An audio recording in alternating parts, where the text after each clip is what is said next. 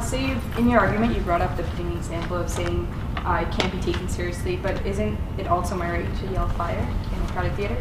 No, because when you're yelling fire in a crowded theater, you're putting other people's lives at risk, because if there really isn't a fire and people panic and they could cause a stampede and someone could get hurt and even die in that. If I'm saying I love pudding and you don't like pudding, you're not going to die because I'm saying I love pudding, so it's not the same. Well, I love pudding is just an example for a wider range of issues that we're tackling. I love pudding is just like ABC. That is exactly why, in my point, I'm saying it's very ambiguous. You can't pinpoint or define what is a real threat, because a lot of the times people's own biases will leak into it. That's why it shouldn't be the role of solely the principal to punish students. It should fall upon the parents to be able to come up with the remediation and the mediated conversations between the children.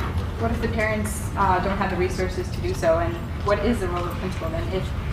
If social media, do you think that social media doesn't affect students' academic process in school, and doesn't that affect the role of a principal and makes him or her do worse at their job? I'm sorry, can you just clarify which question you want me to ask? To answer, you kind of asked everything. All right, so the first question is, what if social media is affected by is affecting a student's academic progress? I'm not arguing that. I'm saying social media and cyberbullying is a major factor, and it is affecting students' academics. What I am arguing, and what we should be arguing today, is whether or not principals should be the one enacting the punishments and the ones that are trying to fix this problem. We're saying that yes, principals should be doing this if they see it actively happening in the school, but the parents should be the ones taking on the role, especially if this is happening outside of school, because this becomes an issue of moral values, and it should be the role of parents to instill the moral values they want in their children, and they know their children's best, and they will be able to enact the best punishments that would help their children not do such actions again.